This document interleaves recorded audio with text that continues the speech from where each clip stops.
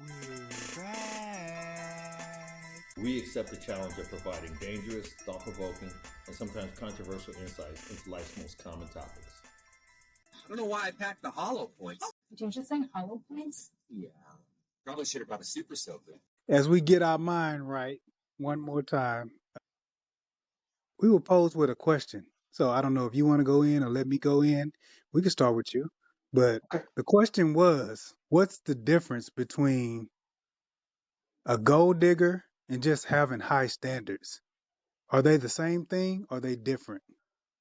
Because a lot of people who want things or a certain salary requirement, people call them gold diggers and feel that that's unfair.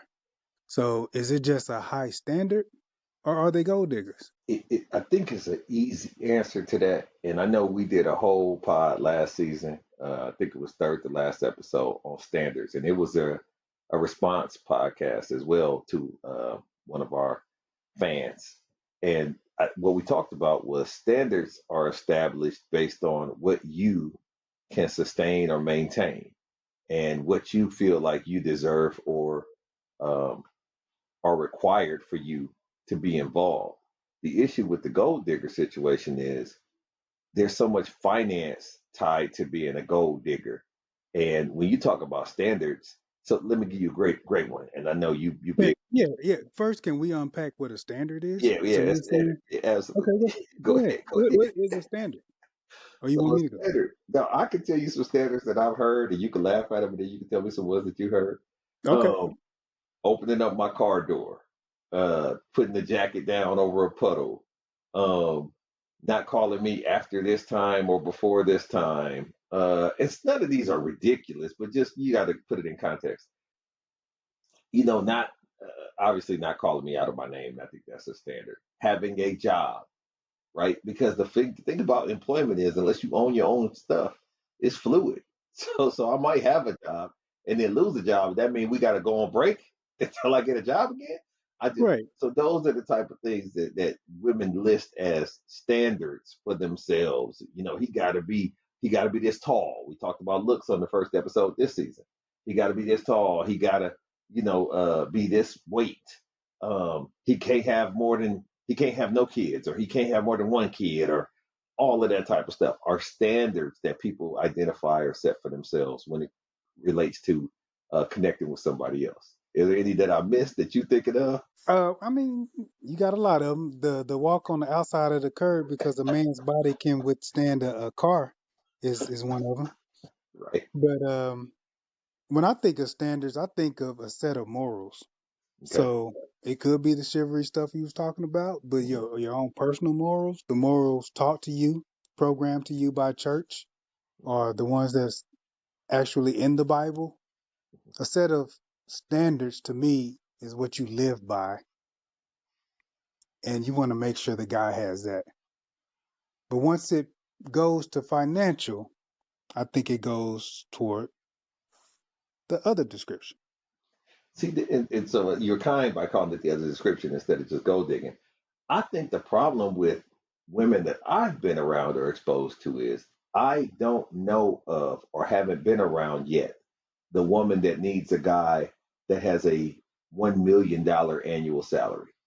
And so the problem that you get is you got a cat that work at Safeway and he's the assistant manager. And so he making $48,000. But because of where y'all live in the mobile home, you don't necessarily have to work. And so he's taking care of your limited financial needs. I can't give you gold digger status because You he's can't the give him assistant gold manager. digger. Can't. No, no, because he I doesn't have any can. I gold. can. I He can doesn't. He's because bronze digger, maybe tin no, digger. no, no, no. It's still gold. So Okay. if we're not talking about principles, Yep. we're talking about financial. What he has to do for you financially, That's correct. even if you want all of his Safeway check, that's a gold digger. Now there is a thing called fool's gold. Right. Right. Probably right. So Understood. you digging, but it's not what you thought it was, and he's not going to make what you thought he was going to make. But once you, when your standards are about money, you're a gold digger. See, here's the issue Gold with diggers that. don't always find gold; they just dig. They just did. Okay, I got you on that.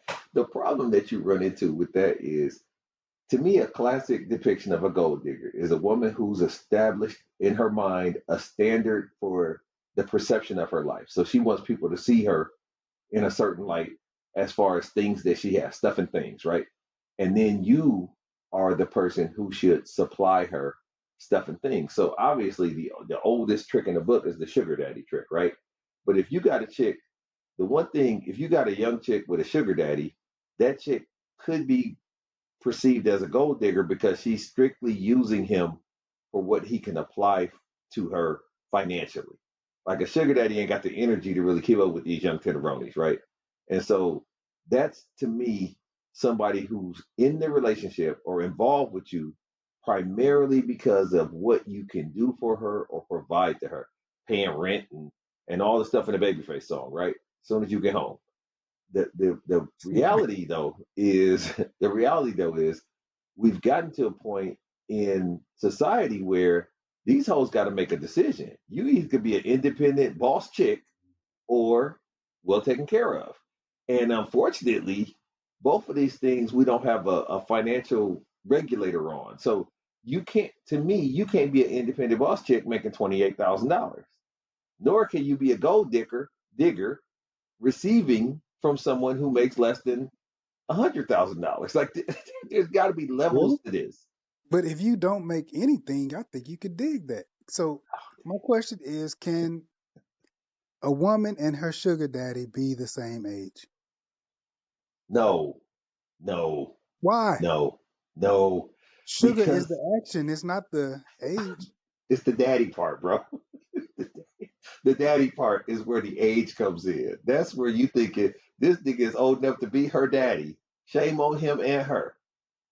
He got a lot of R. Kelly in his spirit, and she got a lot of Anna Nicole in her spirit. That's what has happened. That's where the sugar daddy. That's where it all unites. And the So what kids do is we fighting you. call He got kids your age. what do we call a young woman who wants to be taken care of by another young man? Selfish, inconsiderate. we call we call her not raised right. We cannot call her independent. We cannot call her self sufficient or self sustaining. When you have these young women, and young is easy to pick on a young woman because she's still trying to be raised. But when you got a woman that's claiming to be grown, and we talked about age appropriacy in season one, so we talk a woman that's trying to be grown, and I'll give you the criteria for grown again, just for people who missed season one. It is being able to be responsible for your own actions and pay your own way. If you can do those two things, if you a 16-year-old professional tennis player, you grown. You buy in the house, all the stuff is in your name. You just got co-signers or people had to sign off because they, didn't have it and you was too young. You're grown when you making those type of decisions. If you are 42 years old and live in your mama basement, and so you got to sneak bras in or wave away the weed smoke, you're not grown. That's so in the concept of excuse me, being grown is when you can be responsible for your own actions and you not need nobody for anything, especially your needs. Now, sometimes you have wants that somebody can help to supplement because they got it better than you from a disposable income perspective. But basically, you got to be able to do you whenever you feel like it. They got to be your keys. The car got to be in your name. Things have to happen. And so that's the real essence to me of an independent woman is that she can independently finance or support the things that she wants, but she can also fall back because I think we take independent woman as a negative term. The issue is I want a codependent woman, a woman that can depend on me for stuff and I can depend on her for stuff. But in order for her to be codependent, she has to have independence before I get there. Like you said, find a wife finds a good thing. Well, you got to be wife ready. You can't be a DIY project when it comes to wifing. You know what I'm saying? And so with that independence, you got to have a sense of self to where you good. You good. Once again, I'm good with being good. And she got to be good with being good. And then we come together, we can be great together as a couple. But they got to see you in me and me in you. And those are the most powerful relationships. When you don't represent the team because you all about you, once again, it's that AAU mentality. We lost by 30, but you had 40. And you like, Like I sent you with that Gilbert Arenas thing where he's like, I'd rather score 70 than win a championship. That is the most ridiculous thing. But Right. you got motherfuckers that's got that. That's a gold digging mentality where I don't care how much I drain you or how much I get out of you, as long as I get mine. So all gold diggers are selfish. All of them. Every last single one of them. Okay, so you think the person Kanye is describing is really a person. She ain't a gold digger, but she ain't messing with no broke. Yeah, yes, but I think she is a gold digger because if her standards are financial, look, here's the deal. He didn't say a good nigga. He didn't say a kind or a gentle or a Christian. He said broke. And broke, as you know, I don't recall ever considering myself just broke. I've been very low, close down there, but finance, money comes, money goes, man. Finance is fluid to a degree until you really get to that upper echelon, and then honestly, finance is still fluid for where you are in your life. You got people that make millions of dollars that file bankruptcy, million, and I'm saying literally millions of dollars Oh that yeah, file bankruptcy. bankruptcy doesn't mean broke. It It means doesn't mean broke. bankruptcy. Exactly. So there's a lot of fluidity as it relates to your perception of broke. And if you a situation where like we told our boy, they still make $400,000 houses. Like you saying, man, I can't find a crib. I can't find a crib. But you don't need an $800,000 crib then. You need a 400,000. You have $400,000. Go get that, and then you'll be fine. But you have aspirations and ideas that don't coincide with what's really going on right now. And now you're depressing yourself over an 800. You how can you be depressed over over $1 million crib? That doesn't make That's sense to rich. me. Yeah, it's rich people problems. Rich people problems, and that's what happens with gold diggers. Is look, I'm not worried about how he treats me if he comes home, kind of what he does for a living. You know what I'm saying? He can hustle, he can do whatever, but as long as I'm reaping a financial benefit that I can show my girls and show my mom and them, that's the currency that I feel like I've derived because of my cute. My cute is a currency. My sexy is a currency. And that's to me where the gold digger differentiates herself from a woman with just standards. Standards is I'll be damned if I let a dude put his hands on me. I'll be damned if I let a dude cuss me. I'll be damned if I let a dude drop me off at work in my car. Those are So standards. yeah. So it's You know, does low and high standards also fluctuate with self-esteem? I don't believe you can have low standards. Like that's oxymoronic to me. If they fucking standards, they standards. Like how do I call your standards low? Like I don't really acquire I a can give lot. you an example. Is this a low Go or high ahead. standard? Okay. He can't hit me every day, no more than once a month. I don't want to call that a standard, bro. I just Standard. you're lying to yourself. I don't Okay. like What about a woman who says she want a man who will never lie to her? it. Never get caught lying to her, or she genuinely believes that because all people lie, we know we all All short of people righteousness. he don't it exists. Drew Hill, Cisco, whoever said that was lying. Promise None to are never righteous. lie. Yeah. Right, right, You can right. say I Or want him to be honest 98% of the time, but who's gonna say that standard? Who's gonna voice that?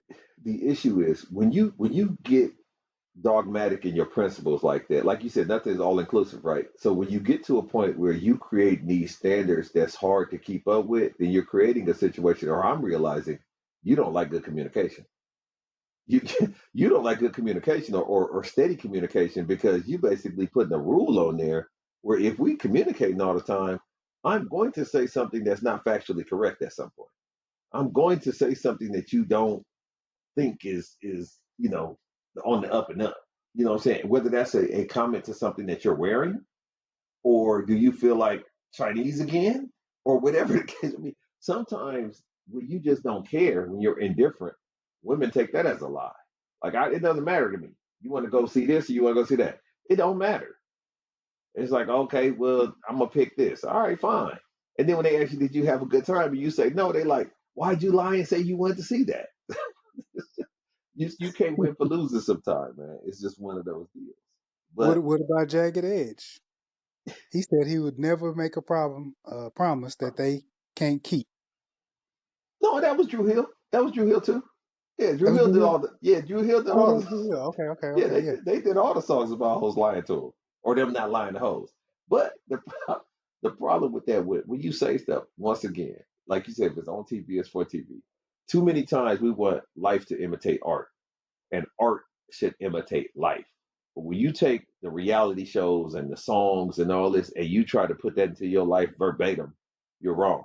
And you're doing a horrible job, and you're a horrible person because you're not thinking for yourself or acting for yourself. You're trying to act out what was in this song or what was on this TV show. And that's going to be a lot of pressure on a real dude. And I'm using the term real dude because chicks like to use real dudes and real chicks. Wait, But wait, women lie too. yes, indeed. Tony Braxton said she wasn't gonna never breathe again, and she's still alive. But I'm assuming that he did, it was an ultimatum. She sang an ultimatum to this dude and said she promised him, if he, if she don't feel him, if he not there, then she's gonna just pass away. And so he came home. It worked. To the best of my knowledge, it worked when that was going on. But once again, people are dramatic, but women are way more dramatic. But women also don't realize that we in the age of feminism, where women are trying to discover their value and discover themselves and where they fit in this society and boss up and all this other stuff and that kind of stuff. But if you listening to Cardi B's anthem and really signifying with her bossing up and all that, then you also have to understand her husband is constantly being caught cheating on her, and she stayed. Hillary Clinton ran for president of the United States after her husband got caught cheating on her with a chubby young white chick. Like there's certain things that you think you want to be this chick, but then when you look at her totality, when you look at her whole hustle, you don't necessarily want to be this chick. I'm gonna go deeper. Women You have can't say not. she was chubby under the desk though.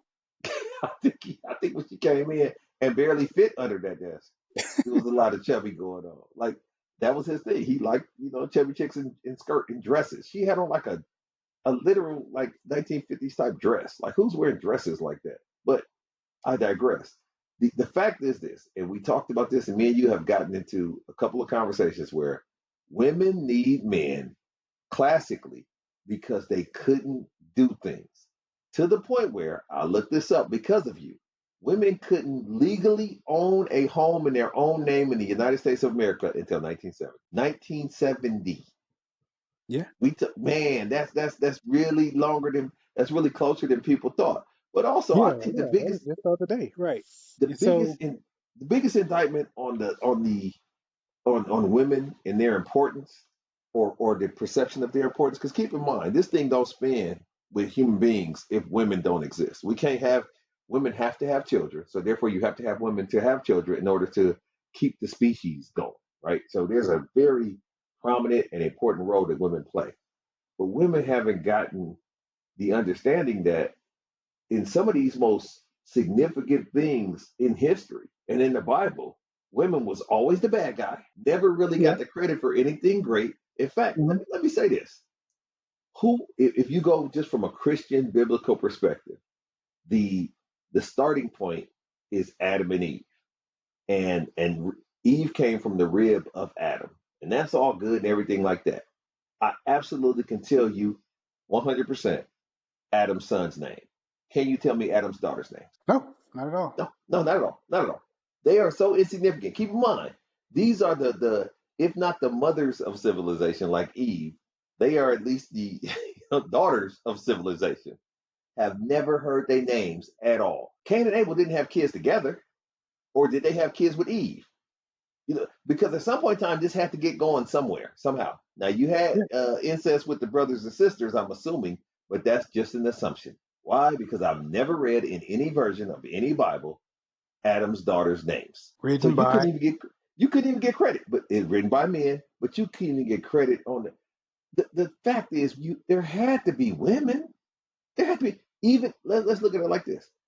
Everybody wants to say they're from Adam and Eve, there was the original people and all this other kind of stuff. But actually, if you even go a little further in the Bible, Noah's kids, Ham, Shem, and Josephus, everybody's from them because they was the only three dudes after everybody got killed. So really, that's your closest.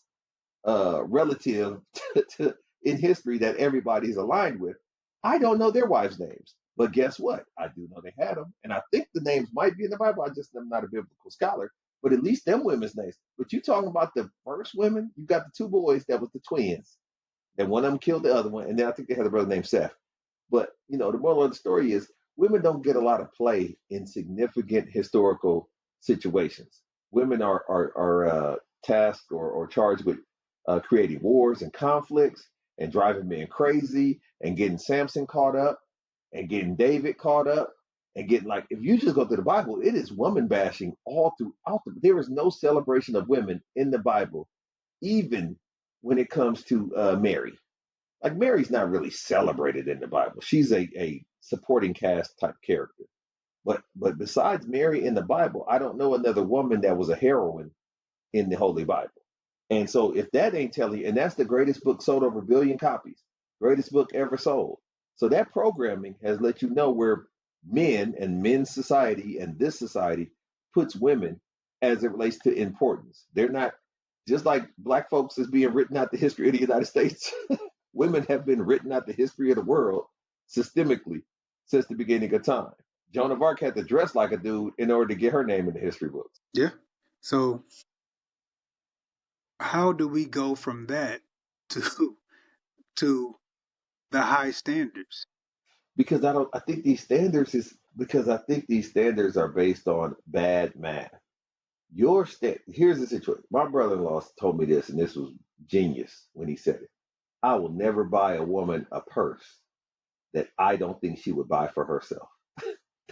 The reason why that's genius is a lot of women have designs and desires for you to do things that they're either incapable or unwilling to do for their damn self. If you were a dude and y'all living a life to where if he's not with you anymore, that life can't be lived at all, no resemblance of that life, you're doing the wrong thing. You're gold digging.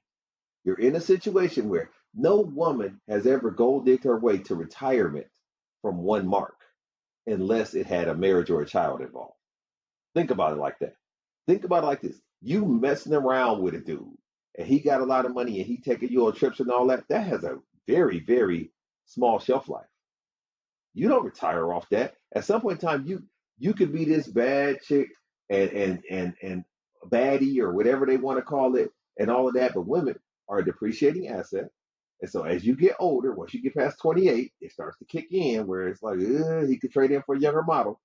And the reality of it is now you scrambling because you done spent all your good years digging, but not stacking. In our last podcast, she said, Medea then put some money to the side when he was gallivanting, having a family across town and all this and all that.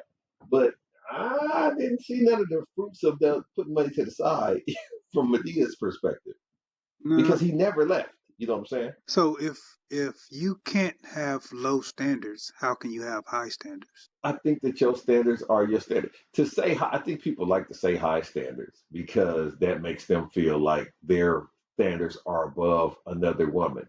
But if you talk to women, there's certain things that one woman will put up with that another woman absolutely won't have. It could be smoking, it could be drinking, it could be adultery, it could be all kind of things that certain women are going to let ride and other women are going to say absolutely not. Unfortunately, women are extreme hypocrites, and they say absolutely not until that day come when their husband come home drunk or call them out their name, and now you got to backtrack and say, well, you got to understand the circumstances, you got to understand the situation, and Yeah. they qualify what was perceived as standards being disrupted. And so I think what it is this: I know what I deserve 100% and can defend it vehemently. And so, therefore, this is what I think I deserve in a mate because of this is what I give to a mate. And that's where you get into the gold digging situation when you can't do for him or with him or about him anything that equates to the value that he's applying to you. And it's not all financial. Anything that you can't do that he can do more of for you, you're gold digging. When you have standards, it's because you're willing to give as much as you're willing to receive. What say you? Damn. So now you're teaching me something. So standards are not low, medium, or high. Standards are just standards Mhm, that you created mhm, from all of your sources, your mentors, your church, your family, whatever. mhm. But when it crosses over to that money, selfishly want money, then that's when you're a gold digger, right? You become a gold digger when you can't match the standard. See, the thing about standards is this is what I'm not gonna have. I'm not gonna be in the gym. Her her requirement of me is to be in the gym, fit and toned and well groomed and smelling good and all this and all that. And then over time, she becomes 150, 200, 250, 300 pounds. Okay.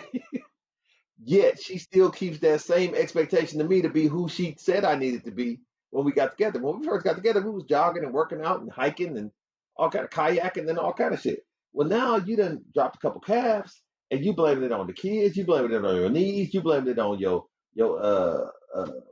thyroid. You know what I'm saying? You got all this blaming going on, yet you still want me to be that dude? That's inappropriate standards. The goalpost should have moved That's collectively for both of us.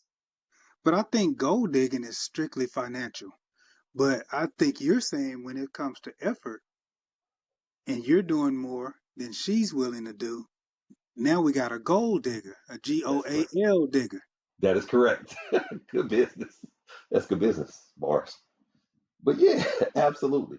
Because what happens is this: you are really living or having expectations off of my toil, off of my efforts, off of the things that I've done. And I know a lot of women want to do the whole wait to excel. Well, I put you in a situation to be that dude, but you didn't try to keep up. So when you was so basically what you're telling me is when you was putting me in a situation to be a better guy, you was such a better woman that you helped me get to where I caught up with you. That's what I hear when I hear that. Not that we was both struggling and then you decided to take a step back so I could, get more. And then when I got more, you couldn't then turn it on and catch up. You felt like I got more for us. Well, why didn't you? We could have toggled that thing back and forth. I got promoted to this, then I chill, and then you get promoted to that. Then I get promoted to this, and then I chill, and you can. We kind of bounce it back and forth. But the fact is, that's not a when you don't have that equality, fair exchange, no robber, right? So when you have a fair exchange, then nobody feels robbed. When you have a situation where you feel like somebody inappropriately took more than what they were supposed to, that's a robbery. And people sometimes give men their good years, or give women their good years, or give good counsel to people who can't really absorb it. And that's when you got a gold digger, you got a person where you realize this is contractual, this is transactional. Basically, if I keep her like this, like that, like this, then she's going to keep me feeling this way. Unfortunately, for women, you can always negotiate a lower exchange with a different woman. So if you doing all this freaky circus stuff and I'm paying your rent and all this and all that, it's somebody out there with $100 less rent that's double jointed. You know what I'm saying? Like this is it's just it's a bad equation that you're getting yourself into when you think cute is a currency. And for gold diggers, when I say gold digger, it's so crazy because, and I'm referring to TV, and unfortunately, I said, if it's on TV, it's for TV. But the concept of it is, it's a lot of chicks that when you look at them, you say, how in the hell does she have the audacity to even think that she's a trophy? How in it, the milk that went bad so many years ago, but she really, but that's the good thing about mentality. That's the good thing about somebody can't tell you something that you, man, they can't get you off that if you believe in it. It's like George Costanza, it's not a lie if you believe it. And if you Or they believe got a yourself to be a funhouse trophy, mirror. yeah, bro, funhouse. But some dudes like a big bone chick. Some dudes like a long chin chick. You know what I'm saying? It's it's all about it's all about the preference and if you can fit into the market.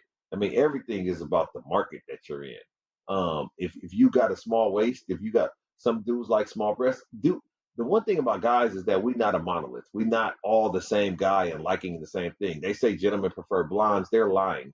That's just the same, right? Don't fall for that shit. Don't everybody dyeing their hair blonde is not the answer. The fact is guys know what they like, they know what they want. Women are the same way. They know what they like, they know what they want. The issue is once you put more of your emphasis on a financial return or something you're not willing to exchange with him, then be careful because that exchange can be duplicated very easily. If I'm exchanging good conversation and good experience with a woman, it's hard for me to think I can just go re up like that with good conversation and good experiences. But if I'm exchanging money for time, women can I can do that all day, every day. You always gonna lose hoes chasing money, but you always gonna lose money chasing hoes, but you never gonna lose hoes chasing money. How much does it cost to get to know a woman? Your theory. Okay, so you don't set the people up. Keep it. Come on now, keep it a buck with the people. You feel like an initial date is an investment that you have a threshold financially that you charge. You know what I'm saying in that regard. I feel like this. I know where I usually eat. I know how far I usually go, and I know the standards that I have for myself for meeting someone or growing with someone. The first date is not a trip somewhere. The first date is not me overextending myself to something I can't keep up with. You know what I'm saying? I'm also not low It's balling. for the It's movie. like you Yeah. said, low and high standards. I'm also not going to Canes or Jack in the Box on the first date either. I'm doing a happy medium to where if this was something that we had to do for the next X number of years, I could keep this up. And especially as high as food is, eating out. The moral of the story is I agree with you in the fact that I'm not going to spend $300 to be disappointed by ultimately getting to know you and you're not a person worth knowing. Like that's not a but women come in with that because that's what they've been programmed to believe. They've been programmed to believe their cute is a commodity. They've been programmed to believe that you should pay for the opportunity to see if something is there. And I think that once again, that's where the exchange part is lost. I also am a strong believer in the fact that I can't give you a dinner and then you give me some as payment. Meaning Shannon Sharp has something that he said where a girl said, "What goes with the lobster?" And he said, "Condoms." Condoms goes with the lobster because if you get the lobster, we getting into something this evening. I don't believe that because for me, and maybe his sex is different than my sex, but my sex is an exchange. It's not just it's not you paying me back for dinner. You not that great. You not that great to where I pay for something and then your response to me That's paying for something truly, is yeah. giving me sex. When you truly getting to know someone, it's an exchange. Correct. But if you are a gold digger, that's what you get. Like if you That's not a return on investment. Listen to me. Listen to what I'm telling you. We are exchanging the same amount of time, the same amount of theoretic bodily fluids. We are doing the same thing. Your sex can't, I don't want to believe that somebody's sex is so much better than somebody else's sex that you're willing to pay the difference, right? Because that's what we're talking no, about. you what dude say? You paying them to leave you alone. You're not paying for the sex. So what you thinking is this: the dinner is equating to the exit, but the sex is an exchange. Is that where we at with this? So I pay for dinner, we have sex, which is an exchange. Now I'm still up, but then you leaving makes us even. I don't like that math. I don't like that math at all. No, it's Because not good math, but yeah, it's people, men with means, what they have to deal with because they yeah, have so many gold diggers trying to get at them. that Like that's not a they problem. gotta get That's not rid a of them. real problem. That's not a real problem. Think about what you're saying. What you're saying is this. I have so many options at my disposal because what I've invested in myself that I could have or be with a multitude or engage with a multitude of women. But I keep picking the gold diggers because they trying harder than the good girls. It's like because that's They all. That's do. all. You don't think they We do? They do. no, this is what I'm saying. You can't tell that a chick is trying too hard. That's laughing at all the fucking jokes. You can't tell by where you met her that she might. Oh yeah, you should be able to Yeah, say. you should be able to tell. Like that's shame on you. You can't cry that you got by a gold digger or whatever if you a dude to me because you should have known better. Like you said, you got to see four seasons. Take your fucking time. If you slow down, the one thing a gold digger is not is paced. A gold digger is fast. Like these are Right, fast right. ass girls. A Yeah, gold yeah. digger is a fast ass girl. You know what I'm saying? Bars. So if you slow down, she will reveal herself like gremlins, bro. I mean, she will reveal herself after midnight when she trying too hard to, make too many accommodations for you and all this, all that. A gold digger don't have the patience that a good girl do. That a chick with standards does. A chick with standards has patience because everything's in exchange. And so she's giving as much as she's getting the whole time, and you end up getting caught up in love with that type of woman. With the other women, they trying to hurry up and man, so when are we gonna get married? When are we gonna be? I mean, you like, golly, it's been 3 months. What is you talking about? Like this is everything Right. is moving fast. Everything, they try to get you to raw dog early and all of that. No, that's on you. That's on you when you get got by a gold digger. So I agree. In conclusion, I do agree that if someone is trying to live off my talents, they're a gold digger. If we're exchanging information, efforts, even financials, it don't have to be the same. But if we're exchanging everything, all of us, then that's just having standards and getting to know each other.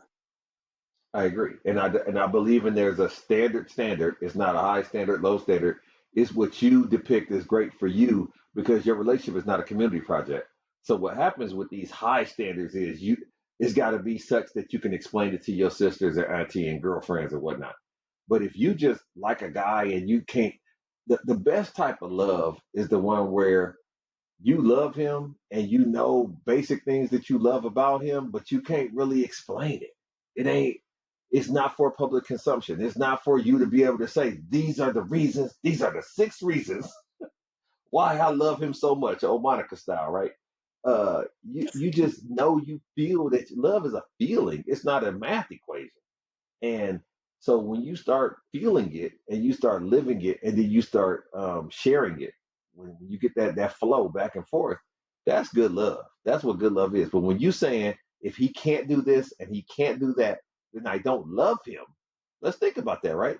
You love a guy, but then he can't help you pay something, or he can't be there at a certain time because of other commitments. You don't love him anymore? Then that wasn't love. That's not how love works. And I think a lot of times in this day and age, we get disenchanted with the terms love and friendship. You can't meet a friend on a plane ride. You can't get off a plane and be like, I met a new friend. That's not how friends work. You met a new acquaintance that you're interested in getting to know better that could possibly become your friend. You can't meet a guy and he sweep you off your feet and you're in love. You're very interested in getting there, and he's doing a lot of things that haven't been done for you in the past, and he's willing to support or provide for you to a degree, but your provision has to be on par with what he's expecting. And if you're not good enough to keep it up, you don't want to get into that game because you only end up giving up your good years to somebody you never was going to catch up with anyway. I call it the pretty woman syndrome. You can't have these prostitutes thinking that they're gonna run into a millionaire and he gonna take them off the streets, and especially when they don't kiss him on the mouth. That is the silliest shit in the world, but women have fallen for that. That's your That- point. That's my point on it, and I hope that people understand there's a stark difference between high stand. I just don't like the term standards at all. But if you want to go high standards, then that means that you produce high standards. That means that, and then once again, if that's the case, then this standards are standards. It all evens out. But the gold digger situation, even if you a gigolo, if you a dude that's just with broads for their money and what they can do for you, that's exhausting.